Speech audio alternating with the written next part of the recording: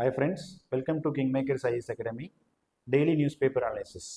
So இன்றைக்கி news பேப்பரில் இருக்கக்கூடிய இந்தியன் எக்ஸ்பிரஸோட ஹெட்லைன்ஸ் வந்து பார்க்க போகிறோம். ஸோ இதில் வந்து ஃபஸ்ட்டு நியூஸ் என்ன அப்படின்னு பார்த்தோம்னா, ஸோ கவர்மெண்ட் வந்து இப்போ ரீசெண்டாக வந்து ஒரு ஹைகோர்ட் ஜட்ஜ் அவர் மேலே வந்து பார்த்தீங்கன்னா ஒரு அலிகேஷன் வந்து வந்திருந்தது. ஸோ அவரை வந்து இன்ஹவுஸ் என்கொயரி கமிட்டின்னு சொல்லிட்டு சீஃப் ஜஸ்டிஸ் ஆஃப் இந்தியா வந்து அப்பாயின்ட் பண்ணி அவரோட ரிப்போர்ட் ஒன்று வாங்கியிருந்தாங்க. அதுக்கப்புறம் வாலண்டியராக ரிசைன் பண்ண சொல்லி அந்த ஜட்ஜிட்ட கேட்டப்போ அவர் வந்து ரிஃப்யூஸ் பண்ணிட்டாரு. ஸோ அதனால் வந்து சீஃப் ஜஸ்டிஸ் ஆஃப் இந்தியாவே ரெக்கமெண்டேஷன் கொடுத்ததா சொல்கிறாங்க இம்பீச்மெண்ட் ப்ரொசீஜருக்கு. ஸோ இம்பீச்மெண்ட் அப்படின்னா கான்ஸ்டியூஷனில் வந்து நம்ம இந்தியாவில் வந்து ஜட்ஜஸை ரிமூவ் பண்ணுறதுக்கு அப்படின்னு சொல்லிட்டு நம்ம ஒரு ப்ரொசீஜர் இருக்குது. அதே மாதிரி ஜட்ஜஸ் என்கொயரி ஆக்ட் 1968 அப்படின்னு சொல்லிட்டு ஒரு ஆக்ட் வந்து ஒன்று வச்சுக்கிறோம். இப்போ நம்ம இந்தியாவோட அந்த 75 இயர்ஸ் ஆஃப் இண்டிபெண்டன்ஸில் எந்த ஜட்ஜுமே வந்து பார்த்தீங்கன்னா நம்ம வந்து இம்பீச்மெண்ட் பண்ணி ரிமூவ் பண்ணதே கிடையாது. ஸோ இம்பீச்மெண்ட் ப்ரோசஸ் வந்து போயிருக்குது. அதுக்கு முன்னாடி வந்து பார்த்தீங்கன்னா 1993 ராமசாமி ஜட்ஜ் அப்படிங்கிறவருக்கு மோஷன் மூவ் பண்ணும்போது அந்த மோஷனை வந்து டிஃபீட் பண்ணிட்டாங்க. அதுக்கப்புறம் வந்து பார்த்தீங்கன்னா இன்னொரு ஜட்ஜ் வந்து சௌமித்ரா சென் அப்படின்னு சொல்லக்கூடியவங்க ராஜ்யசபாவில் அந்த மோஷன் வரக்கு முன்னாடியே அவங்க வந்து ரிசைன் பண்ணிட்டாங்க. இப்போ அது கவர்மெண்ட் சைட்ல இருந்து இதான் ஃபர்ஸ்ட் டைம்னு சொல்றாங்க. இனிஷியேட் பண்ணா இந்த மோஷன் வந்து இதான் ஃபர்ஸ்ட் டைமா இருக்கும் அப்படிங்கிற மாதிரி வந்து சொல்றாங்க. ஸோ அப்போ இந்தியாவை பொறுத்த வரைக்கும் ஜட்ஜஸை ரிமூவ் பண்றது அப்படிங்கிறது பெரிய டெக்னிக்கலான ஒரு ப்ரொசீஜர். ஸோ அது அவ்வளோ சிம்பிளா வந்து நம்ம வந்து பண்ண முடியாது. அப்போ அதுதான் இந்த ஆர்டிக்கல்ல இன்னைக்கு ஹெட்லைன்ஸ்லேயே வந்து பார்த்தீங்கன்னா எலாபரேட்டா வந்து கொடுத்துருக்காங்க. ஸோ இதில் வந்து ஃபர்ஸ்ட் இந்த இம்பீச்மெண்ட் ப்ரொசீஜர் அப்படிங்கிறது எப்படி பார்லிமெண்ட்ல வந்து ஃபாலோ பண்ணணும் அப்படின்னா, ராஜ்யசபாவோட சேர்மேன் இல்லைனா லோக்சபாவோட ஸ்பீக்கர், ஸோ அவர் தான் அவங்க தான் அந்த மோஷனை வந்து ரெக்கமெண்ட் பண்ண முடியும். ஸோ மெம்பர்ஸ் வந்து பார்த்தீங்கன்னா லோக்சபாவில் வந்து ஒரு 100 மெம்பர்ஸ் வந்து அந்த நோட்டீஸ் கொடுப்பாங்க, ராஜ்யசபாவில் ஒரு 50 மெம்பர்ஸ் நோட்டீஸ் கொடுப்பாங்க. அதுக்கப்புறம் அந்த ப்ரிசைடிங் ஆஃபீஸர் அதை அக்செப்ட் பண்ணிக்கணும். அதுக்கப்புறம் அந்த ப்ரிசைடிங் ஆஃபீஸர் வந்து பார்த்தீங்கன்னா அவங்க ஒரு 3 மெம்பர் கமிட்டியை வந்து அப்பாயின்ட் பண்ணுவாங்க. அந்த 3 மெம்பர் கமிட்டியை வந்து பார்த்தீங்கன்னா யாரா இருக்கணும் அப்படின்னு பார்த்தீங்கன்னா chief justice of India or வந்து ஒரு கரண்ட் ஜட்ஜ் சுப்ரீம் கோர்ட் இருக்கணும். அதே மாதிரி ஏதோ ஒரு ஹைகோர்ட்டோட சீஃப் ஜஸ்டிஸ் இருக்கணும், இல்லைனா ஒரு டிஸ்டிங்விஷ்ட் ஜூரிஸ்ட் அப்படிங்கிறது இருக்கும். இந்த 3 பேர் வந்து வந்த அலிகேஷன்ஸை வந்து அவங்க வந்து என்கொயரி பண்ணி ரிப்போர்ட்டை சப்மிட் பண்ணுவாங்க. ஸோ அதில் ஏதாவது வந்து கண்டிப்பாக வந்து அது ப்ரூஃப் ஆயிருக்கு அப்படின்னு சொன்னால் அது அடுத்து என்ன போகும் அப்படின்னு பார்த்தீங்கன்னா ஒரு ஸ்பெஷல் மெஜாரிட்டியில் செப்பரேட்டாக ராஜ்யசபாலையும் லோக்சபாலையும் நீங்கள் பாஸ் பண்ணியிருந்துருக்கணும். அது 2/3 மெஜாரிட்டியில் பாஸ் பண்ணியிருந்துருக்கணும். அதுக்கப்புறம் தான் நீங்கள் என்ன பண்ண முடியும்னா அந்த ஜட்ஜை வந்து ரிமூவ் பண்ண முடியும். ஸோ இதுதான் இந்த டெக்னிக்கலான ஒரு ப்ரொசீஜர் வந்து இந்தியாவில் ஜட்ஜஸ் ரிமூவ் பண்ணுறதுங்கிறது. ஸோ அதுக்கு ஒரு ஆக்ட் ஒன்று வச்சிருக்கோம், ஜட்ஜஸ் இன்கொயரி ஆக்ட் அப்படின்னு சொல்லிட்டு வச்சுக்கிறோம். அந்த ஆக்ட்ல தான் இந்த ப்ரொசீஜரை கிளியர் கட்டாக எழுதிக்கிறாங்க. கான்ஸ்டியூஷனை பொறுத்த வரைக்கும் நம்ம வந்து 2 கிரவுண்டில் தான் ரிமூவ் பண்ண முடியும்னு சொல்லி கொடுத்துருக்குது. ஒன்று மிஸ்பிஹேவியர், இன்னொன்று வந்து பார்த்தீங்கன்னா இன்கெப்பாசிட்டி அப்படிங்கிற வேர்டை மட்டும் கான்ஸ்டியூஷன் வந்து டிஃபைன் பண்ணுறாங்க. இப்போ இந்த ஆர்டிக்கல் அப்படிங்கிறது ப்ரிலிம்ஸ்ல வந்து பார்த்தோம் அப்படின்னு சொன்னால் ரொம்ப முக்கியம். உங்களுக்கு ஜுடிஷியல்லேருந்து கண்டிப்பாக வந்து ஒரு கொஸ்டின் வரும். ஈவன் 2025 ப்ரிலிம்ஸ்ல கூட வந்து பார்த்தீங்கன்னா சுப்ரீம் கோர்ட்டுக்கு வந்து ஒரு கொஸ்டின் வந்து வந்திருக்குது. அதே மாதிரி மெயின்ஸ்ல பேப்பர் 2ல collegium system, appointment procedure, national judicial appointment commission bill, இல்லை ஜட்ஜஸோட அந்த இருக்கக்கூடிய டிரான்ஸ்பரன்சி மோடு, இதெல்லாம் பற்றி வந்து ஒரு அனாலிசிஸ் கொஸ்டின் வந்து கேட்கறதுக்கான சான்சஸ் இருக்கு. ஸோ இது ரொம்ப இம்பார்ட்டண்ட்டான ஆர்டிக்கல். ஸோ நெக்ஸ்ட் ஹெட்லைன்ஸ்ல வந்து இன்னொரு ஆர்டிக்கல் என்னன்னு பார்த்தோம்னா, இந்தியாவும் யூகேவும் நமக்கு ஃப்ரீ ட்ரேட் அக்ரிமெண்ட் சைன் பண்ணிட்டாங்க அப்படிங்கிறத நம்ம லாஸ்ட் 1 வீக்காக வந்து பார்த்தீங்கன்னா நியூஸ்ல வந்து பார்த்துட்டு இருக்கிறோம்.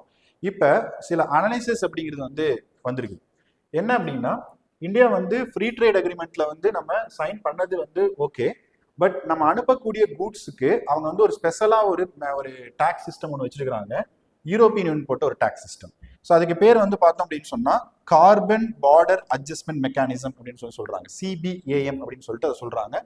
அதாவது எதெல்லாம் வந்து கார்பன் எமிட் பண்ணி நீங்கள் அந்த ப்ரொடியூஸ் பண்ணக்கூடிய ப்ராடக்டை நீங்கள் வந்து யூரோப்பியன் யூனியனுக்கு நீங்கள் அனுப்புறீங்களோ அந்த CBAMல டாக்ஸ் வந்து போடுவாங்க. இப்போ யூகே வந்து யூரோப்பியன் யூனியன்ல கிடையாது. ஆனால் யூகேவை என்ன செய்ய போறாங்கன்னா 2027 இருந்து இந்த கார்பன் பார்டர் அட்ஜஸ்ட்மெண்ட் மெக்கானிசமை வந்து இம்ப்ளிமெண்ட் வந்து பண்ண போறாங்க. அப்போ நம்ம இந்தியாவில இருந்து நம்ம என்ன செய்யறோம், இந்த ஸ்டீல் ப்ராடக்ட்ஸ், மேனுஃபேக்சரிங் ப்ராடக்ட்ஸ் இதெல்லாம் நீங்க அனுப்புனீங்கன்னா 2027ல இந்த CBAM ப்ரொசீஜர் படி 35% வரைக்கும் டேரிஃப் வரலாம் அப்படின்னு சொல்லிட்டு GTRI அதே மாதிரி ட்ரேட் அனலிஸ்ட் அப்படிங்கிறதெல்லாம் வந்து அவங்க வந்து சொல்றாங்க. அப்படி பார்க்குறப்ப இதில் எஃபெக்ட் ஆகுது யாருன்னு பார்த்தீங்கன்னா இந்தியாவோட MSMEs. ஏன்னா MSMEs தான் இந்த மாதிரி ப்ராடக்ட்டை வந்து நம்ம எக்ஸ்போர்ட் பண்ணிட்டு இருக்கிறோம்.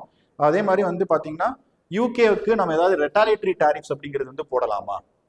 இப்போ நம்ம எக்ஸ்போர்ட் பண்ணுறோம் ஓகே. ஸோ அப்போ நம்ம எக்ஸ்போர்ட் பண்ணும்போது வந்து பார்த்தீங்கன்னா அவங்க நம்மளுக்கு வந்து டாரிஃப் போடுற மாதிரி அது நம்ம வந்து இம்போர்ட் பண்ணுறப்ப ரெட்டாலியேட்டரி டாரிஃப் போடலாமா அப்படிங்கிற அனலைசிஸ் வந்து பார்த்தீங்கன்னா போயிட்டு இருக்குது. இப்போ இது என்ன அப்படின்னா, இந்த CBAM சொல்லக்கூடியது இது வந்து it is not compliant to WTO, world trade ஆர்கனைசேஷனோட ப்ரொசீஜர்ல இதை பத்தி எங்கேயுமே மென்ஷன் பண்ணல. இது வந்து அவங்களே வாலண்டியரா வந்து என்ன பண்றாங்கன்னா யூரோப்பியன் யூனியன்ல வந்து இந்த டாக்ஸ் சிஸ்டம் வந்து ஃபாலோ பண்றாங்க. இன்னொன்னு நம்ம WTOல போய் ஓகே இந்த ஃப்ரீ ட்ரேட் அக்ரிமெண்ட்ல அவங்க வந்து டாரிஃப் இல்ல அப்படின்னு தான் அவங்க பேசணும். ஆனா அதுக்கப்புறம் அவங்க டாரிஃப் போட்டாங்கன்னு சொல்லி கம்ப்ளைண்டும் பண்ண முடியாது. ஏன்னா வந்து டிஸ்பியூட் செட்டில்மெண்ட் பாடி வந்து பாத்தீங்கன்னா அது வந்து இப்போ டிஸ்ஃபங்க்ஷன்லாம் வந்து இருக்குது, அங்க மெம்பர்ஸ் அப்பாயிண்ட் பண்ணாம இருக்காங்க. ஸோ இதுவும் வந்து பாத்தீங்கன்னா ஒரு WTOல ஒரு பெரிய இஷ்யூவா இருக்குது. இன்னொன்னு WTOலயே வந்து பாத்தீங்கன்னா ஸ்பெஷல் அண்ட் டிஃபரன்ஷியல் ட்ரீட்மெண்ட் அப்படின்னு சொல்லி சொல்லுவாங்க, SNDTன்னு சொல்லி சொல்லுவோம். அதாவது டெவலப்பிங் கண்ட்ரீஸ்க்கு நம்ம வந்து டாரிஃப் அப்படிங்கிறது டெவலப்டு கண்ட்ரீஸ் வந்து கொஞ்சம் இயர்ஸ்க்கு போடக்கூடாது, ஏன்னா அவங்க வந்து எக்ஸ்போர்ட் பண்ணுவாங்க, அதை வந்து என்கரேஜ் பண்ணுங்கிறதுக்காக. அதே மாதிரி LDC கண்ட்ரீஸ்க்கும் இதே மாதிரி வந்து நிறைய வந்து உங்களுக்கு வந்து ஜீரோ டாரிஃப் அப்படிங்கிற பாலிசியில தான் நீங்க வந்து அவங்ககிட்ட ப்ராடக்ட் வாங்கணும், இல்லை அவங்களுக்கு அனுப்புற ப்ராடக்ட்டுக்கு வந்து டாரிஃப் கட் பண்ணணும். இதெல்லாம் வந்து WTOட அந்த ப்ரொசீஜர் அந்த கைட்லைன்ஸ்ல வந்து இருக்குது. இப்போ இந்தியா UK ஃபைனலாக வந்து அக்ரிமெண்ட் சைன் பண்ணியிருந்தா கூட இந்த மாதிரி CBI மேல போட்டாங்கன்னா அது வந்து இந்தியாவோட ஸ்ட்ராட்டஜிக்கா டிஸ்அட்வான்டேஜ் ஆயிரும். அதை பத்தி இன்னைக்கு வந்து பாத்தீங்கன்னா ஹெட்லைன்ஸ்ல ஒரு ஆர்டிகல் வந்து அனாலிசிஸ் பேசிஸ்ல வந்து வந்திருக்கு. ஸோ நெக்ஸ்ட் தேர்ட் வந்து பார்த்தோம் அப்படின்னு சொன்னா தேர்ட் ஆர்டிகல் வந்து ஹெட்லைன்ஸ்லயே ரீசெண்டா வந்து கவர்மெண்ட் ஆஃப் இந்தியா வந்து கேபினெட் என்ன நோடு கொடுத்துருக்காங்கன்னா இந்தியாவில் 5th generation fighter jet aircraft வந்து ப்ரொடக்ஷன் வந்து ஸ்டார்ட் பண்ணலாங்கிற மாதிரி வந்து கொடுத்துருக்காங்க. ஸோ அதுக்கு பேரு AMCA, advanced medium combat aircraft programme அப்படின்னு சொல்லிட்டு அதை சொல்றாங்க. இப்போ இந்த 5th ஜென்ரேஷன் ஏர்கிராஃப்ட் அப்படிங்கும்போது இப்போ வந்து நம்ம இந்தியாவோட வல்னரபிலிட்டி, ஸோ நமக்கு தெரியும் 2 frontal வார்ல வந்து நம்ம இப்போ இருக்கிறோம். அந்த 2 frontal வார் அப்படிங்கிற அந்த ஸ்டேஜில் இருக்கும்போது இண்டேஜினஸாக நம்ம கிட்ட வந்து பார்த்தீங்கன்னா 5th ஜென்ரேஷன் ஏர்கிராஃப்ட் அப்படிங்கிறது வேணும். ஸோ 5th ஜென்ரேஷன் ஏர்கிராஃப்ட் யாரார் தான் வச்சிருக்காங்க அப்படின்னு பார்த்தீங்க அப்படின்னா US கிட்ட என்ன ஏர்கிராஃப்ட் இருக்கு அப்படின்னா F-22 Raptor and F-35A lightning 2 இருக்கு. சைனா கிட்ட J-20 மைட்டி டிராகன் சொல்லிட்டு ஒன்று வச்சிருக்காங்க. ரஷ்யா கிட்ட வந்து சுக்கோய் Su-57 அப்படின்னு சொல்லி வச்சிருக்காங்க. இப்போ நம்ம இந்தியாவில் யார் இதை டிசைன் பண்றாங்கன்னா ஏர்போர்ட் டெவலப்மெண்ட் ஏஜென்சின்னு சொல்லிட்டு DRDO கீழே இருக்கிறாங்க. அவங்க தான் இந்த AMCM ப்ரோக்ராமை வந்து டிசைன் பண்றாங்க. இவங்களுக்கு தான் வந்து பார்த்தீங்கன்னா இப்போ நோட் அப்படிங்கிறது வந்து கொடுத்துருக்காங்க.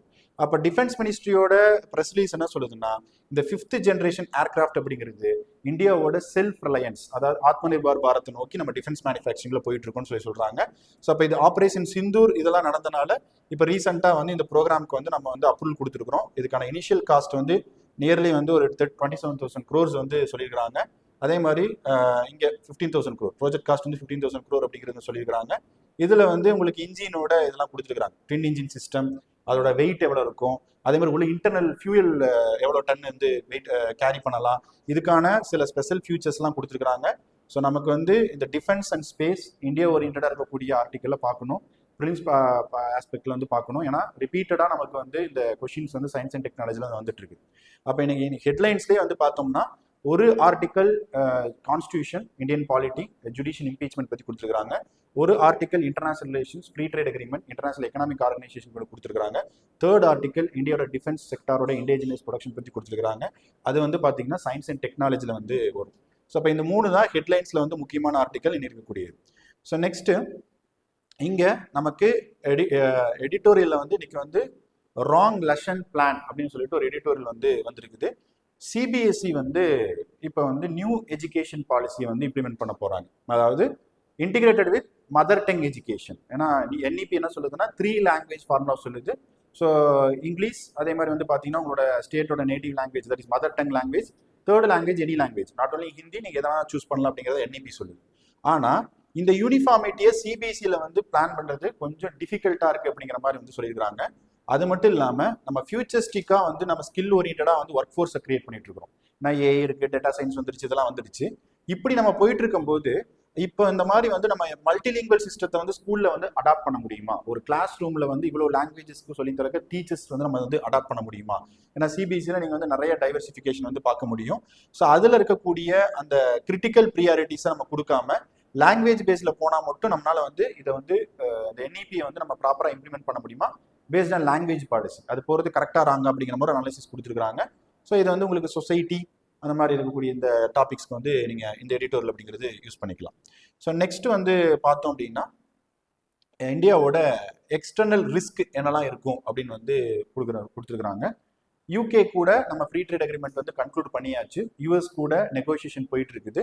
US கூட வந்து இன்ட்ரீம் ட்ரேட் பேக்ட் அப்படிங்கிறது வந்து நம்ம சைன் பண்ண போகிறோம். ஸோ அப்போ இந்தியா வந்து ஃபாஸ்டஸ்ட் க்ரோயிங் எக்கனாமி, அது நமக்கு தெரியும். எல்லா டர்புலன்ஸையும் பேலன்ஸ் பண்ணிட்டு இருக்குது. குளோபல் அன்சர்டனிட்டிலிருந்து நம்ம இன்னைக்கு வந்து நல்லா ஒரு பிரைட் ஸ்பாட்ல வந்து இருக்கிறோம். மாடரேட் இன்ஃப்ளேஷன் அப்படிங்கிறது வச்சிருக்கிறோம். இதே மாதிரி வந்து பார்த்தீங்கன்னா நம்மளுக்கு growth per capita income எல்லாமே ஒரு டிகேட்ல வந்து டபுள் ஆயிருக்குது. இப்படி இருக்கிறப்ப நம்ம யூஎஸ் கூட ட்ரேட் டீல் வந்து சைன் பண்ணோம்னா இந்தியாவோட எக்ஸ்போர்ட் வந்து நல்லா இருக்கும் அப்படிங்கிற மாதிரி வந்து கொடுத்துருக்குறாங்க. இன்னைக்கு எக்கனாமியில் வந்த ஒரு சின்ன ஆர்டிக்கல்.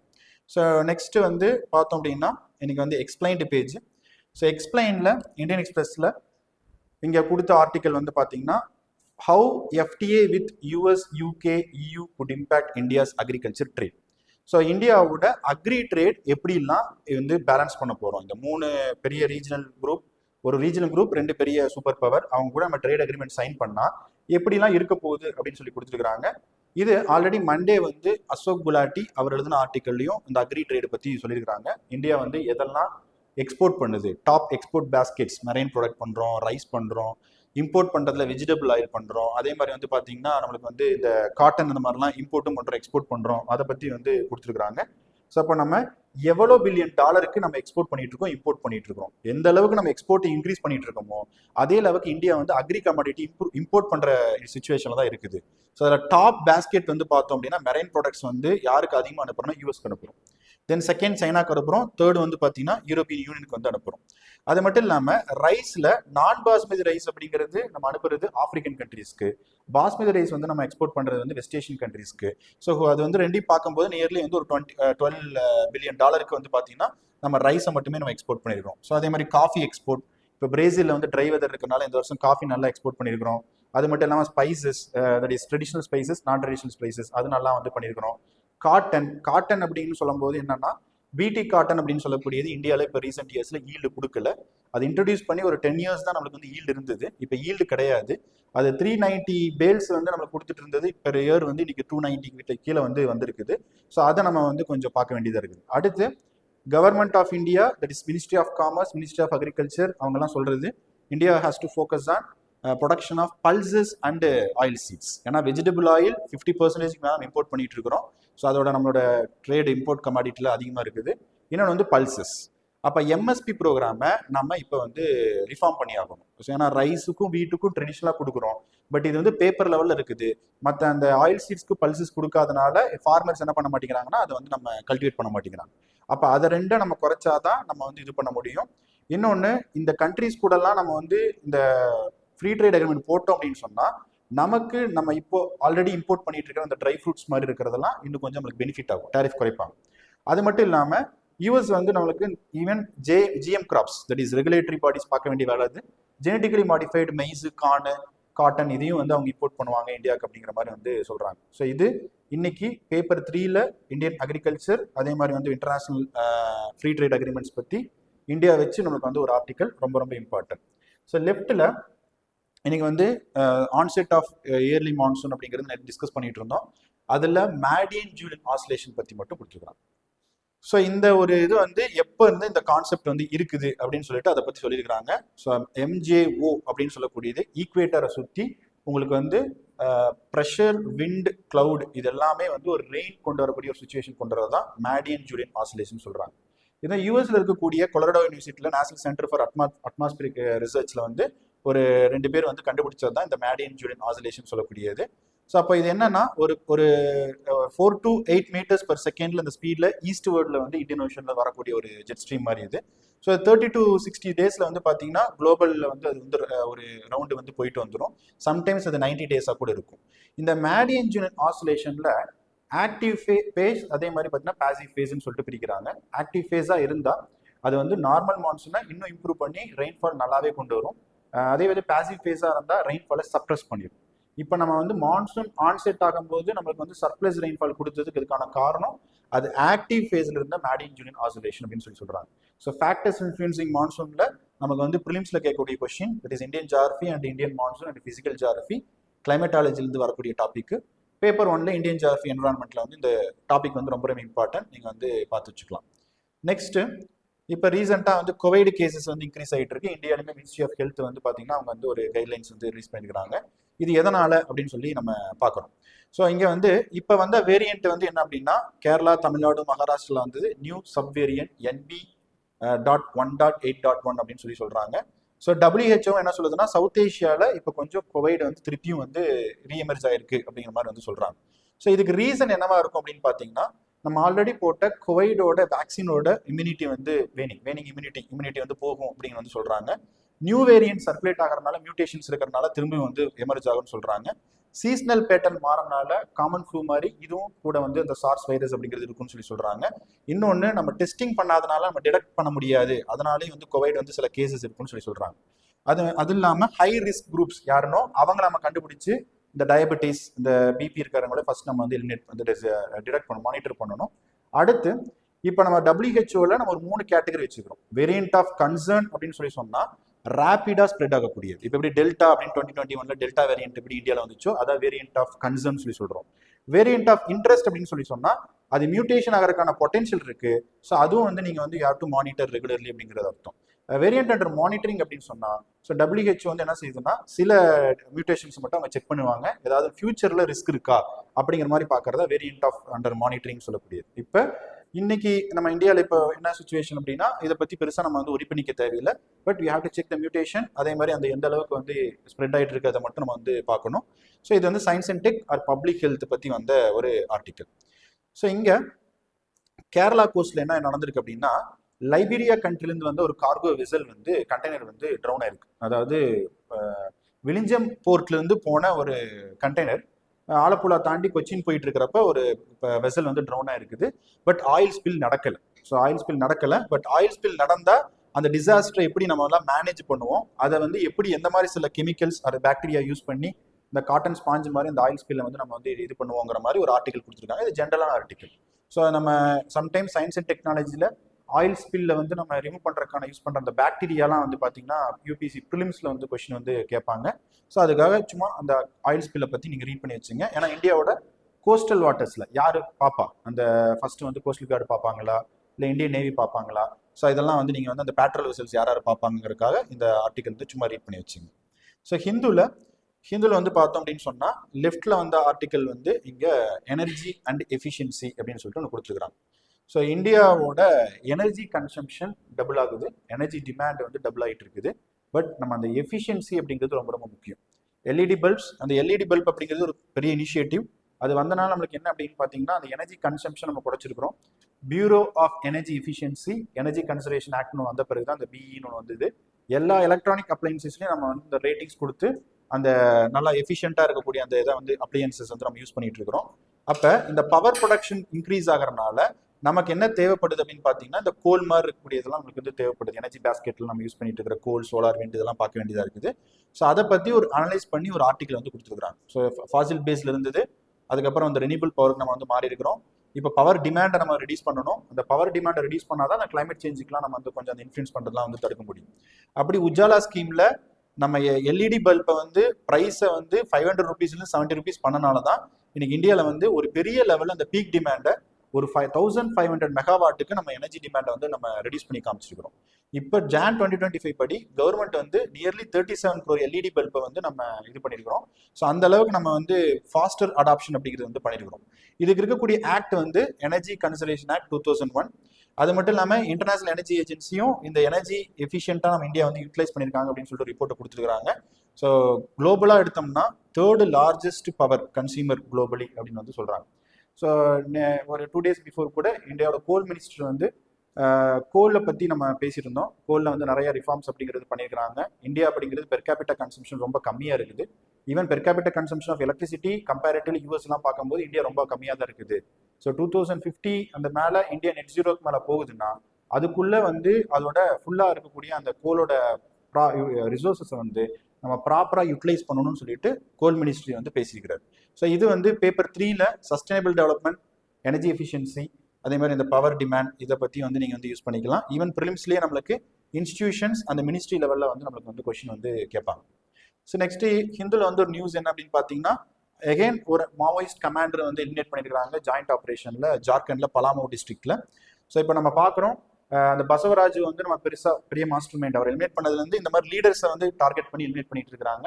ஸோ அது வந்து அந்த ஸ்ட்ராட்டஜி வந்து with help of DRG district reserve guard அப்படின்னு சொல்லக்கூடிய அந்த வித்தின் மாவோயிஸ்ட்லேயே நீங்கள் வந்து சரண்டராங்களை வச்சு அந்த இன்புட்ஸ் எடுத்து இன்டெலிஜென்ஸ் யூஸ் பண்ணி நீங்கள் வந்து அவங்களோட அந்த கோர் ஏரியாவை போய் நீங்கள் வந்து கொரில்லா வார்ஃபேரில் அட்டாக் பண்ணுறது. ஸோ அதுதான் வந்து இந்த ஆர்டிக்கிளில் வந்து வந்திருக்குது.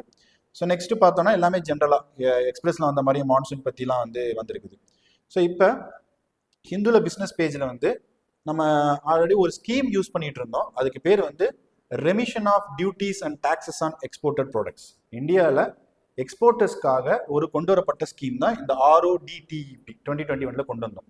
இதை நம்ம WTO இல்லை சம் கண்ட்ரிஸ் கம்ப்ளைண்ட் பண்ணுறதுனால இந்த ஸ்கீமை நம்ம என்ன பண்ணுறோம் அப்படின்னா நம்ம ஓகே வித்ட்ரா பண்ணிடலாம்னு சொல்லி பிளான் பண்ணாங்க. இல்லை இந்த ஸ்கீம் கண்டினியூ ஆக போகுது, ஏன்னா இந்தியாவோட எக்ஸ்போர்ட்டர்ஸ் அவங்க கன்சர்ன் சொல்லியிருக்கிறாங்க.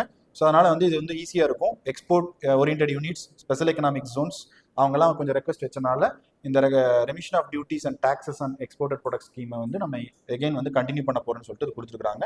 ஸோ அதையும் அந்த ஆர்டிக்கலையும் நீங்கள் நியூஸ் பேசிஸில் பார்த்து வச்சுங்க. ஸோ இன்னொரு ஆர்டிக்கல் லாஸ்ட்டாக பார்த்தோம் அப்படின்னு சொன்னால் இந்தியாவில் துகாங் அப்படின்னு சொல்லக்கூடிய it's only herbivore mammal sustaining in Indian ocean. So இந்த துகாங் அப்படிங்கிறது எதை வச்சு சஸ்டைன் ஆகிட்டு இருக்குன்னா அங்கே சீ கிராஸ்னு ஒன்று சொல்கிறோம். ஷாலோ வாட்டர்லேருந்து வரக்கூடியதான் சீ கிராஸ். சீ கிராஸ் வேறு, சீ வீடு வேறு. இந்த சீ கிராஸை வச்சு தான் இந்த டுகாங் அப்படிங்கிறது சஸ்டைன் ஆகிட்டு இருக்குது. ஸோ இப்போ May 28 என்னன்னா வேர்ல்டு டுகாங் டே அப்படின்னு சொல்கிறாங்க. அந்த ஸ்பீசிஸ் பற்றி டீட்டெயில்ஸ் அப்படிங்கிறது கொடுத்துருக்குறாங்க. ஏன் துகாங் ஷாலோ வாட்டரில் மட்டும் இருக்குது, துகாங்னால சீகிராஸ் மட்டுமே சாப்பிட்டு சஸ்டைன் ஆக முடியாது. ஸோ என்ன பண்ணுதுன்னா டே ஃபுல்லாக சீகிராஸ் அது சாப்பிட்ருக்குது. அப்போ இந்தியாவோட கோஸ்ட்லன்னா கல்ஃப் ஆஃப் மன்னார், தமிழ்நாடு கோஸ்ட்டில் டூட்டிக்குரின், ராம்நாத் டிஸ்ட்ரிக்ட், தஞ்சாவூர், இங்கே தான் நம்ம என்ன பண்ணியிருக்கோம்னா துகாங் கன்சர்வேஷன் ரிசர்வ் அப்படின்னு சொல்லிட்டு டிக்ளேர் பண்ணியிருக்கோம். அது மட்டும் இல்லாமல் அந்தமான் நிக்கோபார் ஐலாண்டில் கூட இதுக்கான சில ஹேபிடேட் இருக்குது. ஸோ அதோட கன்சர்வேஷன் இப்போ நம்ம என்ன பண்ண போகிறோம், அதுக்கு கவர்மெண்ட் ஆஃப் இந்தியா அதே மாதிரி கவர்மெண்ட் ஆஃப் தமிழ்நாடு என்ன பண்ண போகிறாங்க. ஸோ அந்த துகாங் பற்றி இருக்கக்கூடிய ஸ்பெசிஃபிக் யூனிக் அந்த கேரக்டரிஸ்டிக்ஸ் என்ன, இந்தியாவில் எங்கெங்கெல்லாம் அது இருக்குது, அதே மாதிரி conservation of migratory species of wild animals, இந்த மாதிரி சில இன்டர்நேஷ்னல் ப்ரோட்டோகால் பற்றிலாம் இந்த ஆர்டிக்கல் கொடுத்துருக்குறாங்க. இந்த ஆர்டிக்கல் ரொம்ப ரொம்ப முக்கியம். ஏன்னா நமக்கு யூபிஎஸ்சியில் என்விரான்மெண்ட்டில் பார்த்தீங்கன்னா துகாங் பற்றி ஒரு கொஷின் கேட்டிருக்கிறாங்க, ஸ்டேட்மெண்ட் கொஷின் கேட்டிருக்கிறாங்க. ஸோ இது மெரைன் மேமல் அனிமல், அதனால் இதை பற்றி கேட்கலாம்.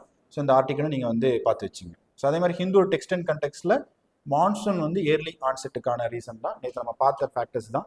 மேடின் ஜூலியன் ஆசிலேஷன், அதே மாதிரி பார்த்தோம்னா தட் இஸ் லோ ப்ரெஷர். இந்த மாதிரி ஓஷனில் டெம்பரேச்சர் இருந்தனால இந்த மாதிரி லோ ப்ரெஷரில் ரெயின்ஃபால் இதெல்லாம் பார்த்தோம். அதே தான் இன்றைக்கி இந்த டெக்ஸ்ட் அண்ட் கண்டெக்ஸ்ட்லேயும் வந்துருக்குது. ஸோ இன்றைக்கி நியூஸ் பேப்பரில் நிறைய நியூஸ் அப்படிங்கிறது சப்ஜெக்டில் ரொம்ப ரொம்ப இம்பார்ட்டண்ட்டாக இருக்குது, prelims point of view, mains point of view. So நாளைக்கு நம்ம என்ன நியூஸ் அப்படிங்கிறது பார்க்கலாம். தேங்க்யூ.